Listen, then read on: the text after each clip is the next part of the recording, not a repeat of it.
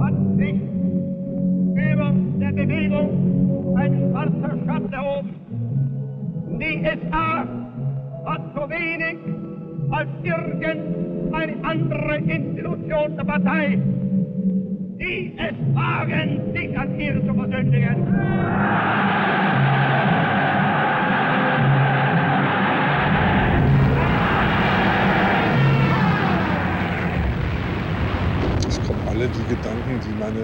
Desde que tuve conciencia de los crímenes que se cometieron entonces,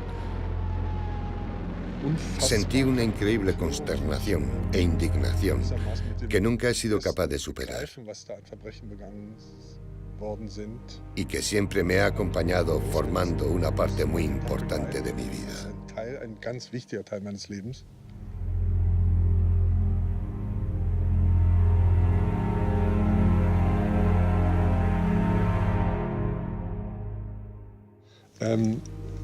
Nunca he sabido si la afiliación de mi padre al partido nazi se debió a que compartía esa ideología o si fue un acto de oportunismo para tratar de ascender en la industria del cine.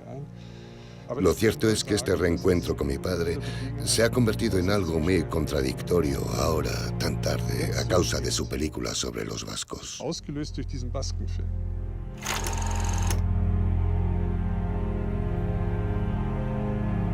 El misterio rodea la figura de Brieger. ¿Quién era este cineasta? ¿Qué oscuros motivos le llevaron a rodar en el País Vasco una película en aquella época? La importancia de Inlander der Basken es que es la única película de la época nazi sobre el País Vasco que se conserva en la actualidad. Siendo una película de gran calidad cinematográfica, nos muestra al mismo tiempo una visión insólita de cuál era la idea que los nazis tenían del País Vasco.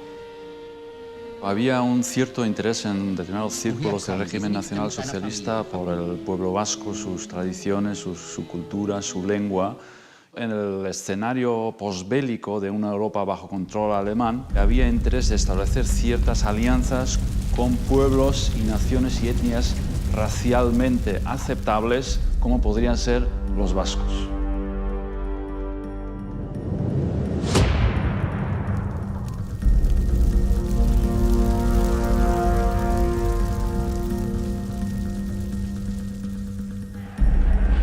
And then, Nazi arrogance goose-stepped into war. None was more amazed than the German worker when his Panzer divisions erased Poland in 18 days. Fue por la tarde, esa tarde yo estaba jugando y empezó a tocar lo que allí en francés llaman el tocsin. Las campanas tocaron a rebato. Y aquello se interpretó inmediatamente como lo que era, porque la tensión política era inmensa, era la guerra, y las mujeres del caserío empezaron a llorar. En septiembre del 39 a mayo del 40 no pasó nada. Vivíamos perfectamente confiados, tranquilamente, y estábamos seguros de vencer. Bueno, por eso la gran sorpresa fue cuando el 10 de mayo empieza la ofensiva alemana. Y las cosas empiezan a ir un poco mal, luego muy mal, y luego es la catástrofe.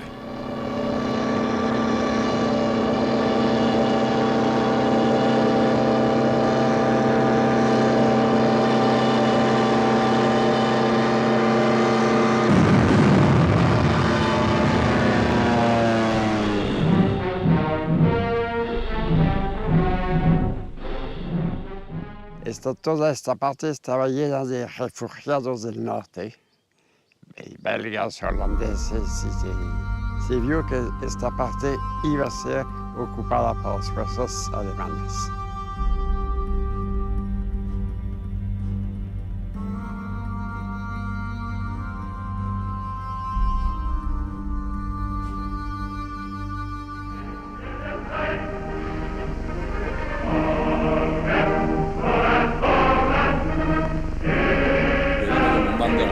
Recomendando calma a la población, se acercan los alemanes, todo el mundo que se quede en su casa.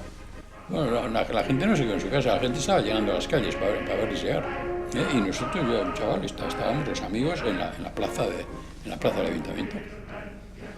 Y un motociclista estaba al lado mío y me hizo así, me hizo una señal, Yo fui y me dijo, cigarreten.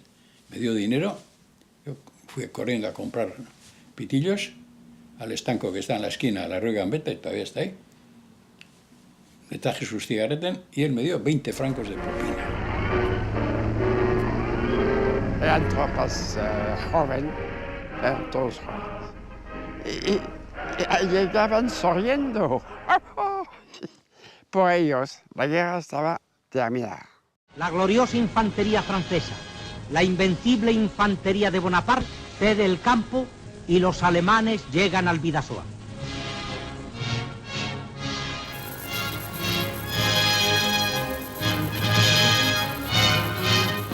Los camaradas de ayer se encuentran y las banderas que vencieron juntas se saludan y se entienden. Manos de soldados que lucharon juntos. Estuvimos allí viendo cómo llegaron al puente internacional y pusieron una valla con alambre de espino y demás, y nos aproximamos al puente y allí vimos los soldados alemanes. Claro, lo primero que te llama la atención es comparativamente con el soldadito español, además unos chicarrones de 1,80 para arriba. Claro, era la propaganda nazi, era así.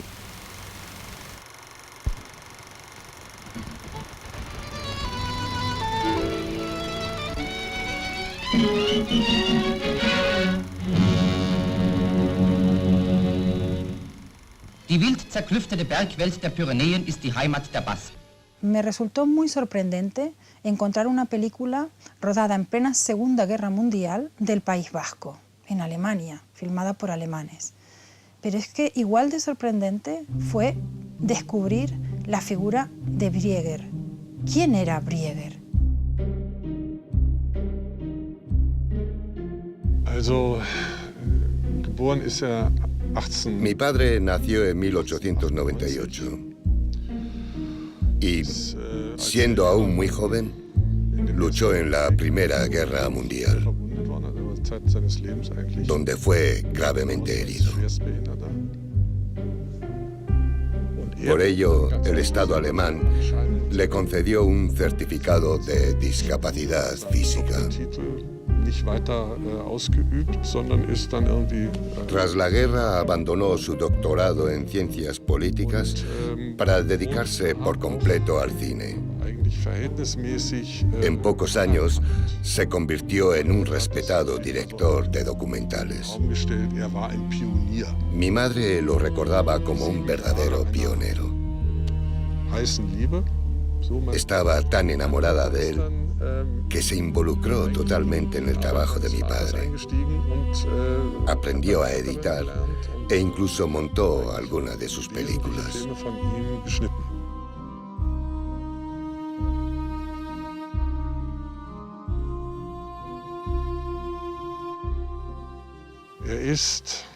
En algún momento, mi padre se unió al partido nazi. En mi familia solían explicarme que afiliarse era una obligación entonces para poder trabajar en el negocio del cine. A partir de la llegada de los nazis al poder, en 1933, Brieger va a hacer casi 30 documentales que se engloban casi todos ellos en lo que se llama películas culturales, centradas específicamente, sobre todo, en ciudades o regiones de Alemania, en los cuales o de las cuales explica su etnografía, su cultura, sus costumbres, y siempre muy vinculado a la tierra, a ese concepto de comunidad étnica tan querido por los nazis. Y además son películas que no son de segunda categoría, son películas que tienen un éxito importante, que se estrenan a veces en más de 25, 30 ciudades alemanas a la vez, y que la crítica oficial, dominada, muy controlada también por la cinematografía nazi, las califica como películas de gran nivel cinematográfico y también patriótico. El dato más revelador de la estrecha relación que tenía Brieger con el partido nazi viene derivado de que le encargan la realización de una película de propaganda del Putsch de Múnich de 1923, cuando Hitler intenta tomar el poder en Baviera. Esto nos está indicando que la figura de Brieger no era una figura tampoco de segunda fila. Es un personaje importante realmente en toda esa maquinaria de propaganda del Estado Nacional Socialista. Realmente desconocemos el momento exacto en que se rodó Inlande der Basken. Lo que sí sabemos es que Brieger pasó bastante tiempo en Francia, entre 1941 y 1942.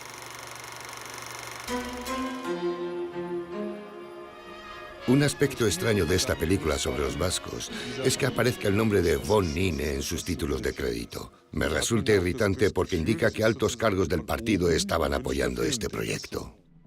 Victor von Nine fue el secretario de la Cancillería privada de Hitler entre 1933 y 1944. Y esto es un hecho revelador de la conexión que existía entre el partido nazi y Brieger y concretamente el interés que tenía el partido en esta película, en Inlande der Basken. A mí me parece que esta película no era un proyecto meramente personal de Brieger. Está detrás la principal productora alemana de la época, que era la UFA, absolutamente controlada por el Estado y por el partido nazi. Pienso que Inlande der Basken es la traducción cinematográfica de la visión complaciente que tenían algunos nazis sobre los vascos. Y el representante más claro de todos estos ideólogos fue Werner Best. Dr. Werner Best fue un ideólogo de las SS, un alto cargo responsable junto con Heydrich Himmler de la llamada solución final del Holocausto de los judíos, y él fue el principal ideólogo del régimen nacionalsocialista que opinaba que los estados eran creaciones artificiales sin fuerza. Lo que para él valía, lo que era natural, eran los pueblos europeos, las etnias europeas. Entonces él quería construir una Europa basada en la ligazón entre esas diferentes etnias. A ver, ¿quién entraba ahí? El criterio para decir aquello, evidentemente, era el criterio de la pureza racial.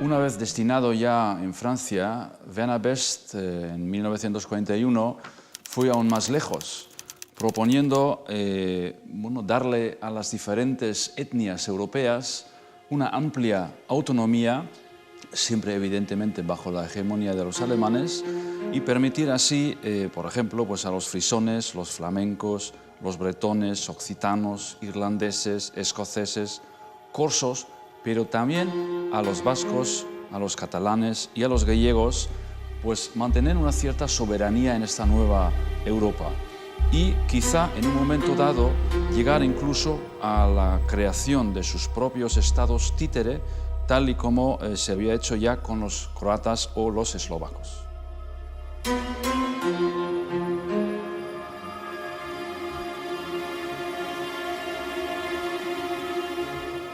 Poco después de llegar a París, Best empezó a interesarse por los vascos, encargando a un responsable suyo un informe sobre la situación política y cultural de los vascos. Entonces, en mayo del 41, le llega este informe y concluye con la tesis de que estos vascos, pese a que se les consideraba contrario al régimen de Franco, podrían ser unos aliados en la futura Europa bajo dominio nazi.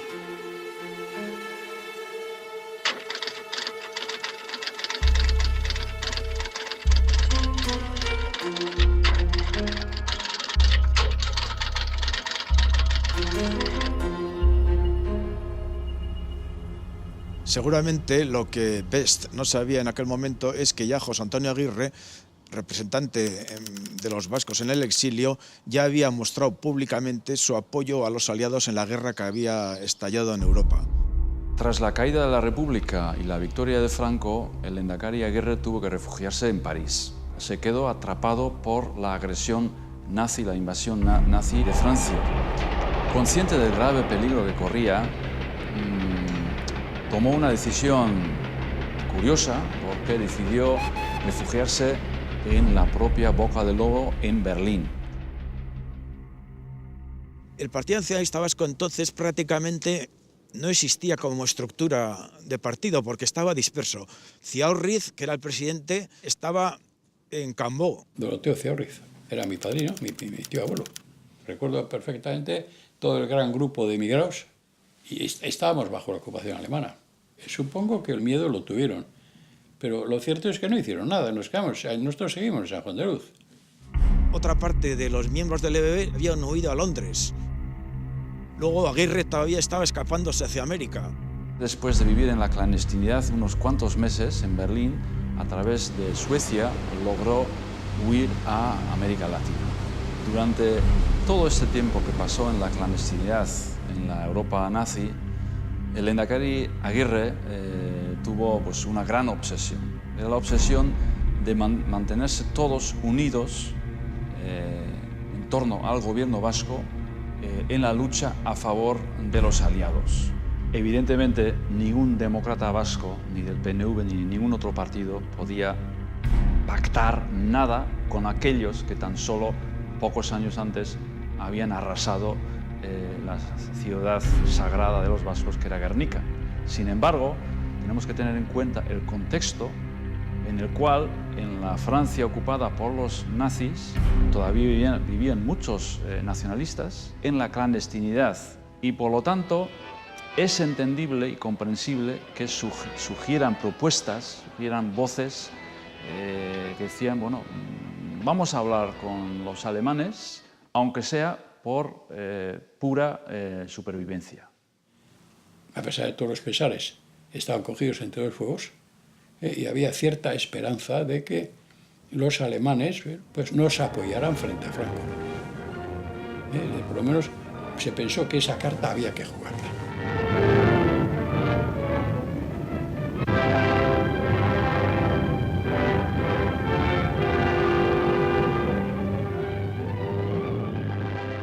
Algunos nacionalistas vascos podían ingenuamente pensar, quizá, que podrían, de alguna manera, aprovechar las diferencias entre Franco e Hitler. Y es cierto que en ese famoso encuentro que ambos dictadores realizaron en Hendaya, los dos nunca llegaron a entenderse muy bien. Pero, por otro lado, no es menos cierto que a partir de ese momento la colaboración entre los dos regímenes se iba a acentuar todavía mucho más, porque la Gestapo había empezado ya a perseguir a refugiados españoles y vascos en Francia y los nazis se movían con total tranquilidad y libertad en la España franquista. Die Besprechung stand im Geiste der herzlichen und kameradschaftlichen Verbundenheit der beiden Nationen. De hecho, se dio una enorme publicidad a la visita que realizó Heinrich Himmler, mano derecha del Führer, a España, a un país neutral. Himmler había venido a preparar el viaje de su jefe, de Hitler, el encuentro con Franco, y estuvo, por ejemplo, también en San Sebastián. Fue recibido en la Diputación de Guipúzcoa por el presidente de la Diputación al son del Agur Jaunak y luego le llevaron a hacer una visita al Monte Igeldo. A partir de ese momento sí recuerdo, con relativa frecuencia, que alemanes que por lo visto venían los fines de semana o, no sé, los días de permiso, pues a pasarlo bien, a divertirse, que fuera, ¿no? Siempre con una corrección. Te dejaban pasar en las aceras, se retiraban, saludando. ¡Ay, Dios! Era una cosa increíble. Aquí había pobreza y entonces, pues eso, daban chocolatines, echaban cigarrillos, eso del jeep y demás, echaban paquetes de cigarrillos. O sea, venían en plan plan paternal.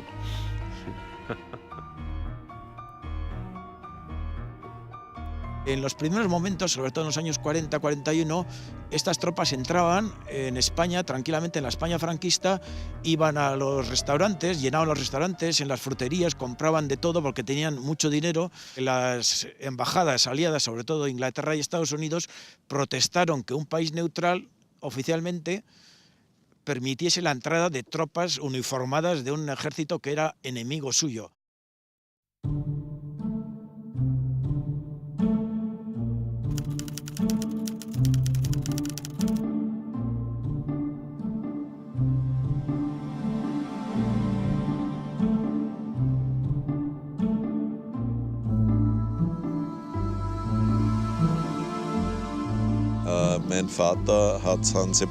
Sí, mi padre visitó San Sebastián, algo habitual en aquellos años, ya que entre la Francia ocupada por los alemanes y la España de Franco había excelentes relaciones y un intercambio fluido de personas y mercancías. Si observamos el mapa de Francia tras el armisticio, vemos que Francia quedó dividida en dos partes por la línea de demarcación. Una de ellas bajo la dictadura del mariscal Pétain, con sede en Vichy, y la otra bajo la dirección de las tropas de ocupación alemanas. Como resultado de esta división, el único punto de contacto entre las fuerzas militares alemanas y la España franquista era la frontera del Bidasoa, la aduana del Bidasoa. La frontera vasca tuvo una gran importancia para los alemanes. En un momento dado planearon la toma de Gibraltar y establecieron tropas en la zona vasca, pero luego hubo 2 o 3 planes más que ya eran menos ofensivos, eran defensivos. Era en el caso de prever de que la península fuese ocupada por los aliados, entrar en España para ocupar, por ejemplo, los puertos del Cantábrico, desde Bilbao hasta Asturias y Galicia. Era otro de los planes. Ninguno de ellos se llegó a llevar a cabo porque en el año 41, en junio, como es sabido, comenzó la invasión de Rusia, que absorbió todos los esfuerzos militares de los nazis.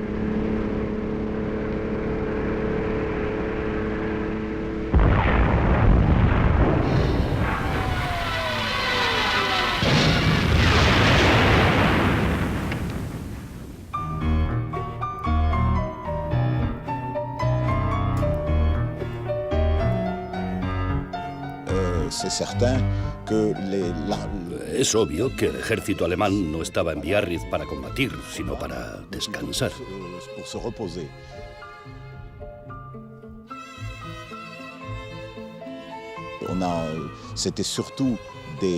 La mayoría eran soldados del frente ruso que habían sufrido mucho durante el invierno y solo pensaban en bañarse y tomar el sol.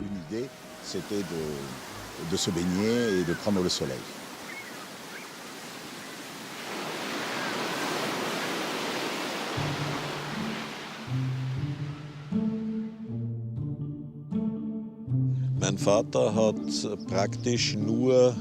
Mi padre pasó toda la guerra destinado en esta zona.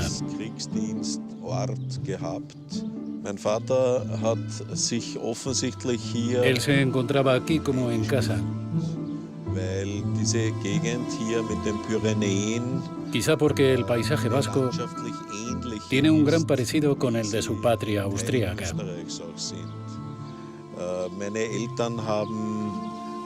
Lo cierto es que hizo muchas excursiones por las montañas y también por la costa, ya que le fascinaba el mar.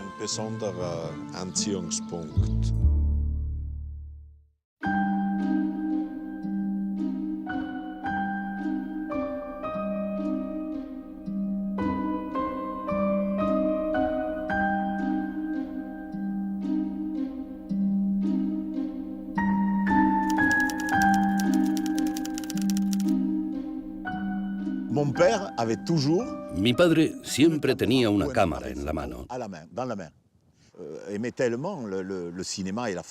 Amaba tanto el cine y la fotografía que filmó durante la guerra absolutamente todo. Todos los encuentros oficiales entre mandos alemanes e italianos. Des officiers allemands ou italiens d'ailleurs, puisqu'il y avait aussi des Italiens.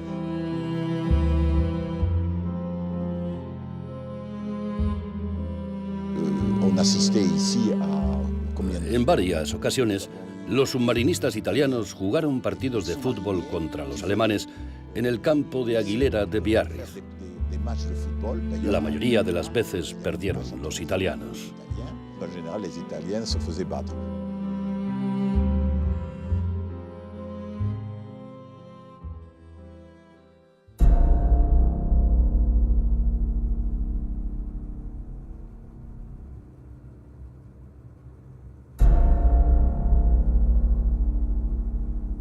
Cuando a una unidad le tocaba ir a Rusia, pues a la salida hacia Rusia en la estación, y algunos lloraban. Y algunos lloraban a título privado. Se veía que estaban desesperados.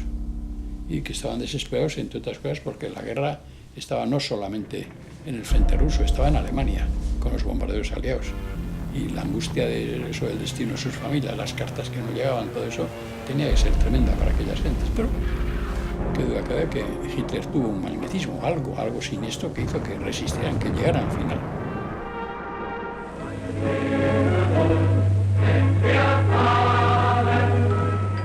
Resulta sorprendente que, justo en ese momento en que todo estaba derrumbándose a su alrededor, mi padre se dedicara a hacer una película que pretendía reflejar un mundo puro e intacto.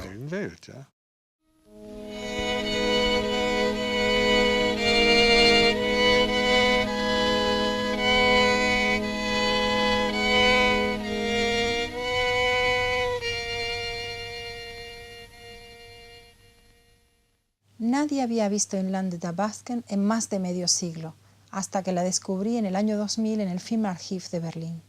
Hasta ese momento se desconocía por completo la existencia de un documental alemán sobre los vascos rodado durante la Segunda Guerra Mundial. Poder ver esta película es casi un milagro, ya que solo se conserva esta copia de 35 milímetros, de 12 minutos de duración. Fuimos conscientes de que era un filme muy importante, no solo en el aspecto cinematográfico, sino por el contexto político e ideológico que la rodeaba, ofreciendo una visión muy peculiar de lo vasco.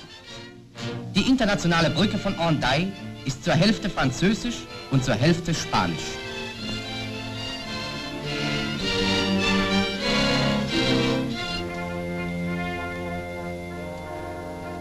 Y sin embargo aquí, desde el propio mapa que aparece en los títulos de crédito, vemos que no aparece ninguna frontera política, no aparecen ni España ni Francia, lo cual nos está dando una idea de un País Vasco como una entidad natural, una entidad étnica que estaría por encima de las fronteras artificiales de España y de Francia.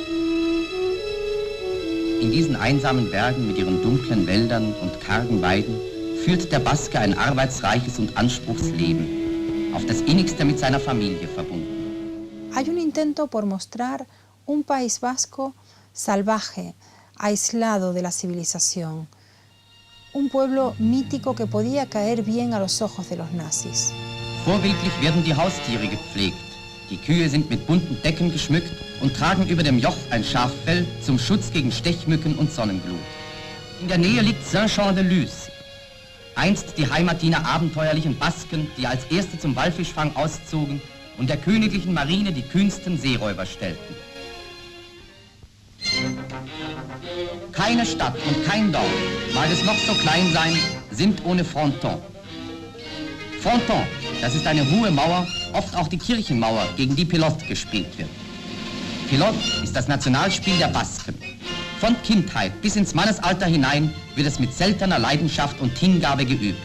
La pelota es un icono de lo vasco, pero al mismo tiempo no podemos olvidar la gran importancia que los nazis daban al deporte como manera de demostrar la fuerza de la raza aria, la alegría de un pueblo unido en torno a un deporte comunitario.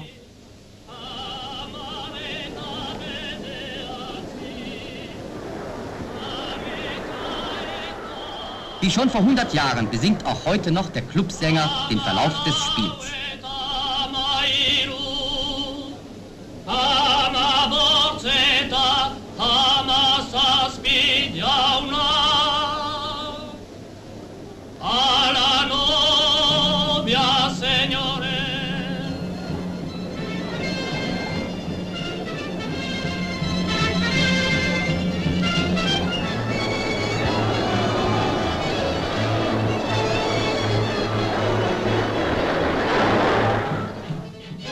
Wie im Pilotspiel, so kommen auch im Nationaltanz die verhaltene Leidenschaft und Begeisterung zum Durchbruch. In frühester Jugend lernen Jungen und Mädel den Arinarin, den Mujica und den Fandango.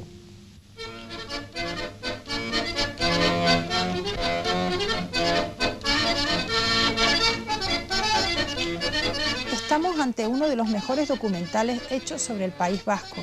De hecho, Im Lande der Basken pasó por la Central de Calificación de Berlín el 20 de junio de 1944 y recibió las calificaciones de laudable e instructiva. Está claro que Brieger era un magnífico profesional implicado totalmente en este proyecto.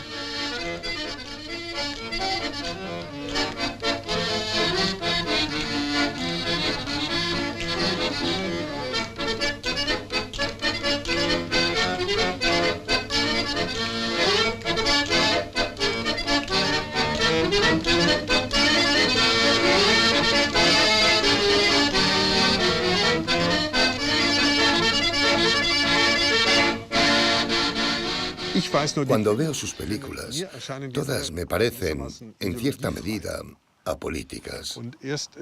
Pero reconozco que este documental sobre los vascos tiene elementos que le dan un claro matiz ideológico.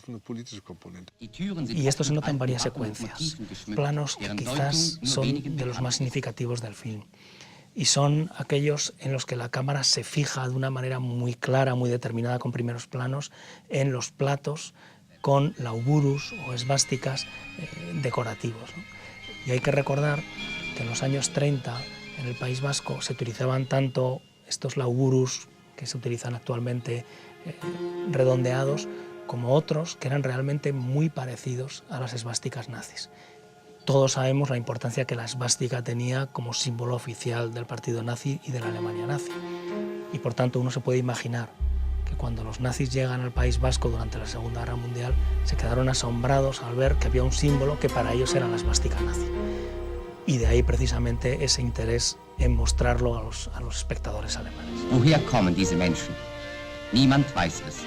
La cámara en esta película busca enfocar estos supuestos rasgos arios que piensan observar en estas caras vascas, por ejemplo. Evidentemente era el criterio de la pureza racial, muy unida pues a su concepto que tenían del pueblo vasco. Pero creo que también hay una visión propagandística, de alguna manera presentar la imagen que la Alemania nazi podía tener del pueblo vasco, comparando ambos pueblos y buscando un objetivo de alguna manera también político. Si realmente la película se rodó en el año 1942, me resulta fácil creer que fue un encargo del propio Werner Best, relevante mandatario del régimen alemán, con la clara intención de reflejar en el cine la pureza racial de los vascos. Creo que hay una cierta consonancia entre el enfoque que elige Brieger en su película para los vascos y las ideas de Best en París, porque Best predicaba el entendimiento con los vascos, lo que se reflejaba también en una cierta permisividad con respecto a las actividades de los nacionalistas vascos en la Francia ocupada.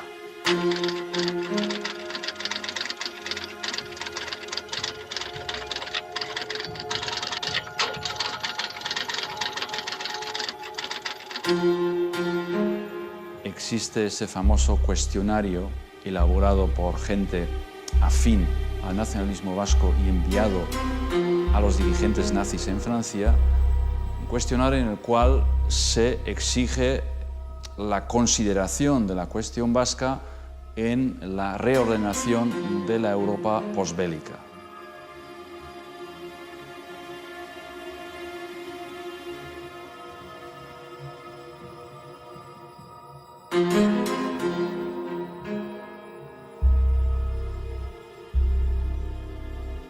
Esos contactos ocurrieron cuando parecía claro que los alemanes ganaban la guerra y por tanto había que jugar a ganador por una vez. No se puede cuestionar la clara postura del Partido Nacionalista Vasco a favor de la democracia y en contra de las potencias fascistas. Otra cosa es que en la Francia ocupada en aquel momento hubo algunas personas, algunos individuos que mantuvieron y buscaron mantener relación con los alemanes. Sí, conozco, pero no te los digo. Aunque ciertamente como más gente. Uno de ellos fue Javier Landaburu. Él fue autorizado por el Lehendakari Aguirre a contactar a los jerarcas alemanes en París. Le encarga que sea el único responsable de los posibles contactos con los alemanes. Si se da el caso, él será la única persona que le puede representar. Para explorar, como ponía en la carta Aguirre, ciertas posibilidades, pero advirtiendo a la vez siempre que lo hiciera con mucha cautela, manteniendo lo principal y estando muy atentos en los detalles. E incluso llegó a decir literalmente: no os fiéis de sus promesas. En torno a la interpretación de esas ciertas posibilidades existen diferentes hipótesis. Una es evidentemente contactar con los alemanes para proteger a los refugiados vascos en Francia y también en España. Otra es la de explorar posibilidades políticas en la Europa del futuro después de la victoria nazi. Y la tercera es la cooperación con los aliados, porque sabemos que insta a Landaburu a sacar información que podría ser valiosa para los aliados en la guerra contra la Alemania nazi. No obstante, el caso más claro en la Francia ocupada de una aproximación de un nacionalista vasco a los nazis fue el de Eugene Goyeneche. Él era natural de Ustariz, profesor en Po, pero ya antes de la guerra, en la República, era afiliado al PNV. Luego había una colonia vizcaína importante, de gente vizcaínos de pro. Él fue el agente que utilizó, digamos, esa jerarquía del PNV, que recibió instrucciones del partido de a ver qué se podía hacer. Y mi padre, que fue de los más cautos, les recomendó a unos y a otros: ojo con lo que hacéis.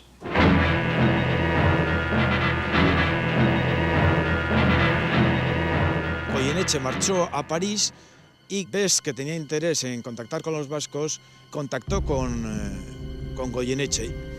Allí hablaron sobre el futuro de Euskadi, la posibilidad de unificar los dos países y crear un Estado independiente.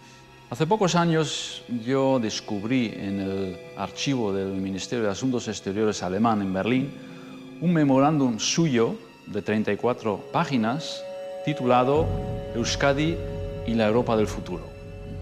En ese memorándum, Goyeneche intenta ganar la confianza de los alemanes, describiendo la cultura, la historia de los vascos y, curiosamente, a la vez que critica al generalísimo Franco, ensalza la figura de Adolf Hitler y presenta a los vascos como futuros posibles aliados de los alemanes.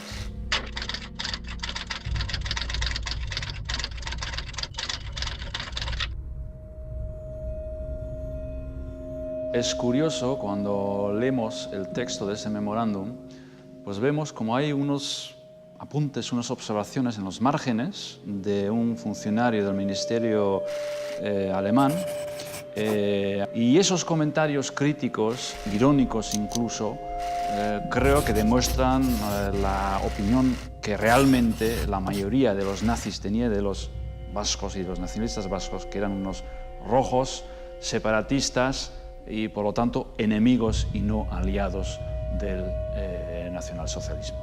En Londres se enteraron de estas negociaciones y con los exiliados del Partido Nacionalista Vasco que estaban allí, las autoridades inglesas les llamaron la atención y diciendo que había que acabar con esa situación, porque la actitud oficial fue la que marcó a Aguirre desde el exilio en América, que fue colaborar con los servicios de información aliados en la lucha contra los nazis. Los contactos de Goyeneche, oye, que yo sepa, no sé hasta qué punto llegaron, es decir, qué es lo que se concretó o se dejó de concretar. Lo cierto es que ya con el hundimiento alemán todo aquello se hunde. Yo creo que ya una vez, además de forma temprana, una vez que está claro que los alemanes pierden la guerra, ya esos contactos perdieron su razón de ser. A finales de 1942, Werner Best fue relevado de su cargo en Francia y enviado como comisario del Reich a Dinamarca, evidentemente un puesto secundario. Pronto quedaría claro que Werner Best era un outsider dentro de la élite del nacionalsocialismo y sus ideas de construir una Europa nueva basada en las etnias, cediendo una parte de la soberanía a esas etnias, pues no encajaba para nada en la estrategia política y militar de Hitler, porque de hecho Hitler tenía muchísimo más interés en llevarse bien, por ejemplo, con la Francia de Pétain, lo que para él era estratégicamente mucho más importante que con unos vascos de los cuales no sabía muy bien qué podría conseguir. Yo no condeno esos contactos. Un pueblo se defiende como puede. Oiga, nosotros nos encontrábamos que habíamos perdido aquí la guerra, que la represión de Franco había sido tremenda. 402 fusilados en la primera quincena aquí, en Donosti. Y, por otra parte, más recibidos por los franceses. Y realmente los únicos que dieron alguna muestra de simpatía por nosotros es que fueron los alemanes, eso hay que decirlo. Por tanto, recurrir a los alemanes, pues ¿qué quieres que te diga? Pues que no.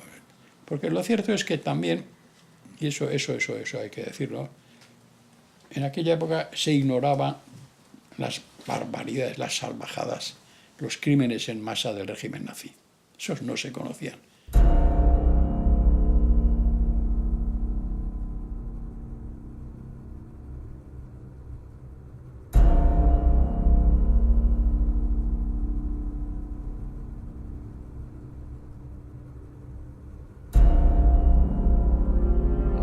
La población, la gente se dio cuenta de lo que eran los nazis y de la terror que empezaban a poner. A partir de 40 años, las relaciones con los alemanes se cambió totalmente. No eran defecaciones, eran ocupación. Solo la cosa se puso mal porque ya no había sonrisas. Empezaron las detenciones, las deportaciones. El primer shock lo tuvimos probablemente con los judíos. En Don Iván, en San Juan de Luz, había un pequeño número de judíos. Yo al que recuerdo muy bien es al joyero Suárez.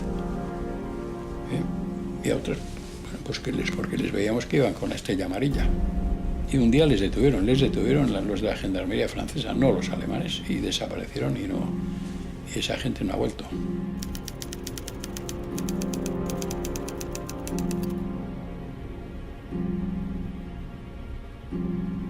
El clima era muy tenso. Y a medida que las cosas iban mal para los alemanes, pues bueno, y que se veía que iban a perder la guerra, también la población civil pues no tuvo el mismo trato cordial, casi cordial, que hubo al principio. La Gestapo interviene pues intentando controlar las actividades que se estaban dando por parte de la resistencia francesa. Un gran número de vascos se jugaban la vida casi a diario, entre ellos muchos refugiados de la guerra civil que vivían en la zona de San Juan de Luz. Ahí hubo un cabo austriaco que estaba en la gendarmería de campo, Feldgendarmerie, y ese hombre salvó cantidad de gente porque avisaba cuando iba a haber redada. Mi padre conoció aquí a muchas personas con las que estableció relaciones de verdadera amistad. Esa confianza le llevó a prestarles su ayuda, arriesgándose hasta donde le fue posible. Se las arreglaba para advertirles de las redadas que planeaba la Gestapo u otros cuerpos policiales. Solía coger su bicicleta y trasladarse a los pueblos para avisar que iba a haber una operación de la policía, cuando, por ejemplo, alguien denunciaba la existencia de un escondite con armas. Así, Los resistentes vasco-franceses tenían tiempo para huir u ocultarse, y eso también les servía para descubrir a las personas que colaboraban con los nazis.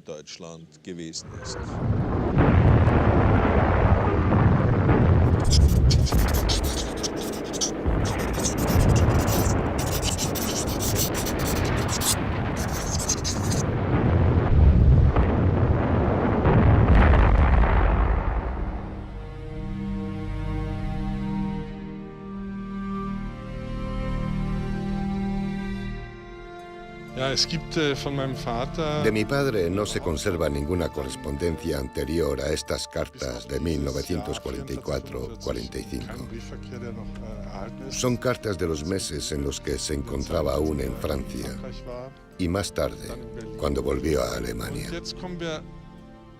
Esta es una carta escrita después de su regreso a Berlín el 29 de abril de 1944. En ella describe un ataque aéreo al barrio donde estaban los estudios de cine de la UFA.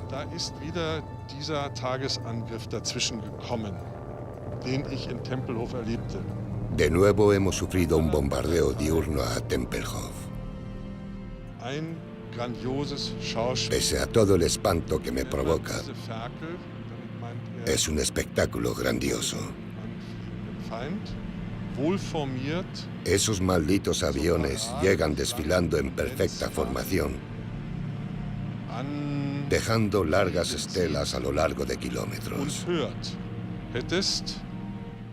Brillan y resplandecen al sol como pequeños barcos de plata provistos de reactores. Desde tierra los vemos al detalle cuando son derribados y caen, dibujando figuras grotescas en el cielo.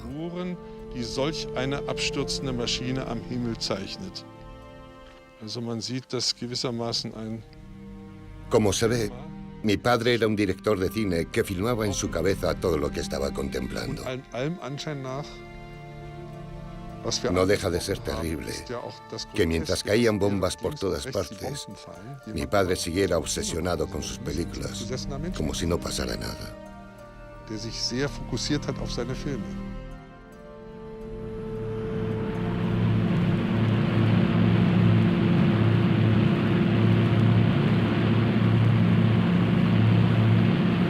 Ya cuando ya se ve que el perfecto alemán se hunde, los oficiales sí evacuaron, además evacuaron en bicicleta. Ya habían llegado a ese extremo de miseria militar.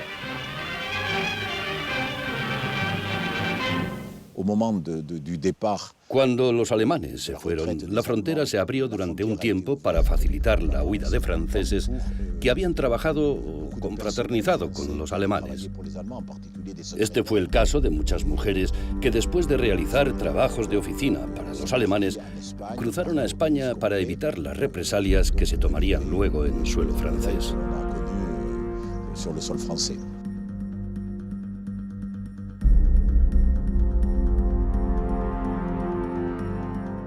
Hay gente de la Gestapo, incluso también desertores, que cruzan entonces la frontera para refugiarse en España, donde todavía son bien acogidos por los franquistas, ¿no?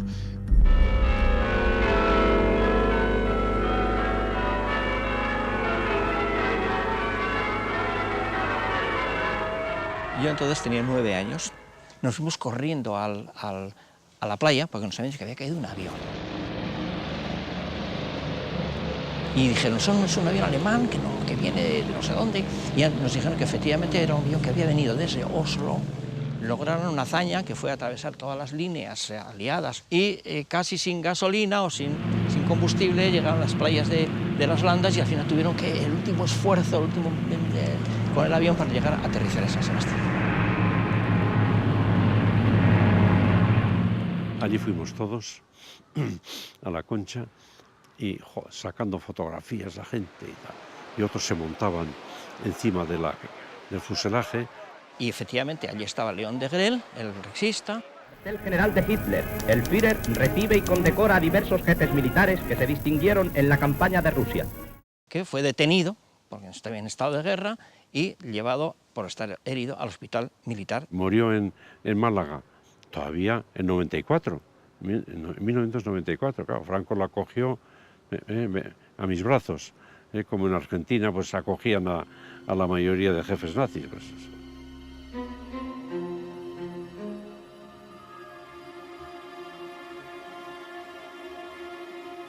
A diferencia de otros nazis, Werner Best no pudo escapar. Al final de la guerra fue detenido, fue juzgado y en Dinamarca fue condenado a muerte, pero se revisó el proceso y salió con una condena ligera.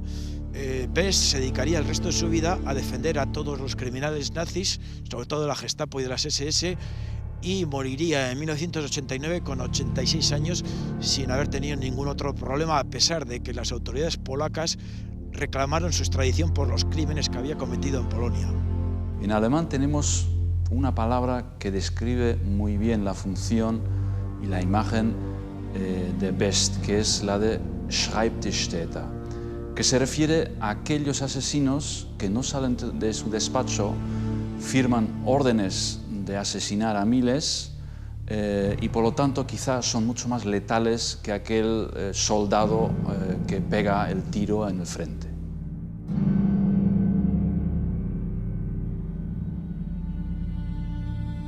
Goyeneche fue procesado en el Tribunal de Po de los Bajos Pirineos por colaboración con una potencia extranjera y fue condenado a cadena perpetua.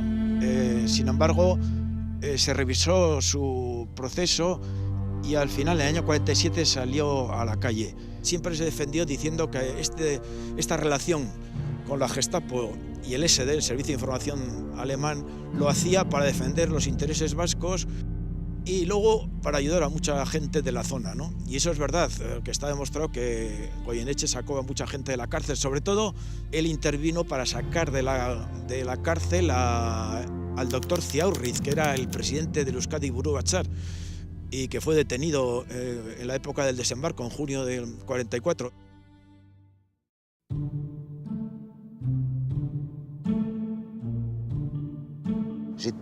Siempre he querido saber la verdad, conocer lo que pasó.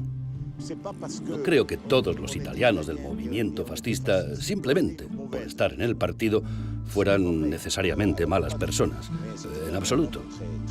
No quiero justificar a mi padre, pero pienso que él era un hombre honrado y así lo demostró durante la ocupación alemana. Llegó a ser muy apreciado por la gente de la región porque intentaba ayudar a todo el mundo. Me hubiera gustado saber más sobre su papel durante la guerra, pero era muy discreto. Nunca quiso hablar mucho sobre ese tema.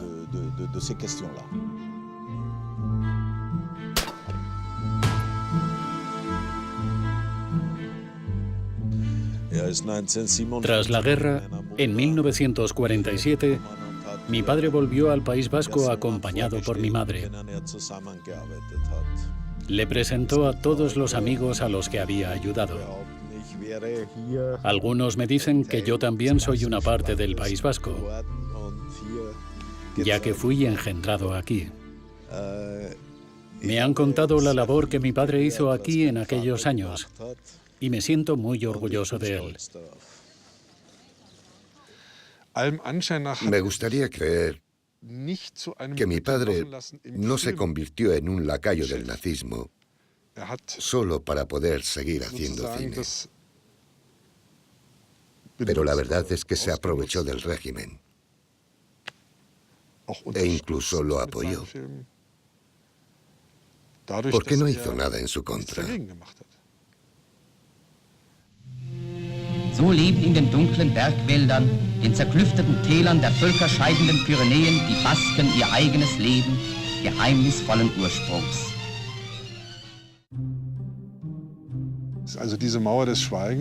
Siempre ha existido un muro de silencio en torno a mi padre. Su muerte fue para mi madre un hecho absolutamente traumático. Tanto es así que incluso trató de quitarse la vida.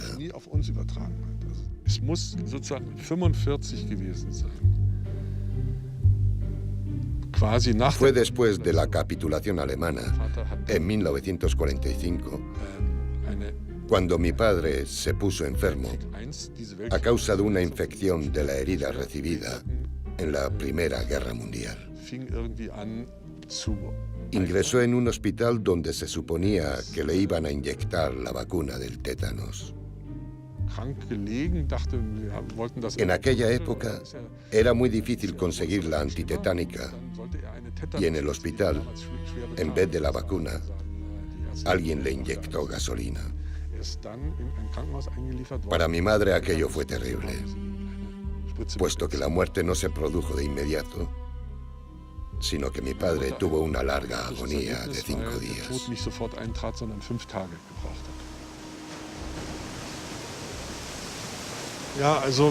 Mi padre siempre ha sido para mí un desconocido. Y la imagen algo idealizada que tenía de él se ha vuelto ahora más ambigua y contradictoria. Quisiera tenerle delante para que me explicara la gran incógnita que no llego a entender. Cómo una persona con su talento y su formación colaboró con el nazismo. Por eso este reencuentro con mi padre se ha convertido en una experiencia tan amarga y desconcertante.